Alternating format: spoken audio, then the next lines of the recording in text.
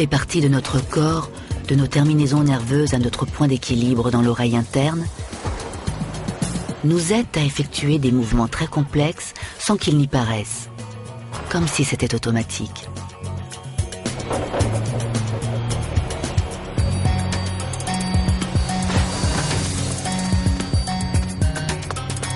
Mais si nous regardons sous notre peau,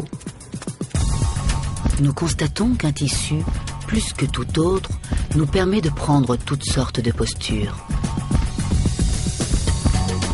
De nos plantes de pied aux extrémités de nos doigts, près de 600 muscles, soit 40% de notre masse corporelle, actionnent chacun de nos mouvements.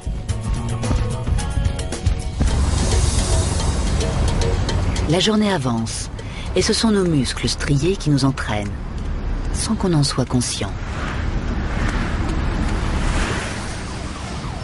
Sans eux, nous ne pourrions pas courir, ni cligner des yeux, sourire ou parler.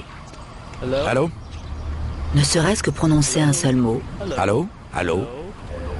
Requiert le fonctionnement des muscles du visage, des lèvres, de la langue, de la mâchoire et du larynx, 100 muscles au total.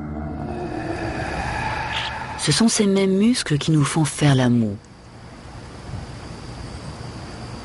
Dans l'autre sens, les 34 muscles du visage nous font faire un baiser. La marche, une série très coordonnée de chutes que nous effectuons sans réfléchir depuis nos premiers pas, ne nécessite pas moins de 200 muscles striés. Des muscles postérieurs qui nous empêchent de tomber en avant, des muscles abdominaux qui nous empêchent de tomber en arrière.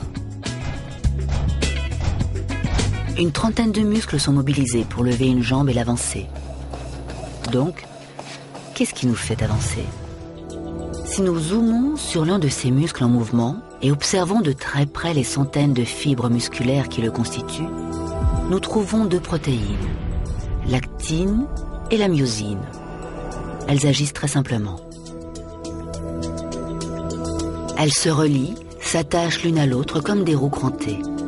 Puis, elles se relâchent, se décrochent pour revenir à la normale. 3, 2, 1, partez. C'est de là que proviennent nos moindres mouvements.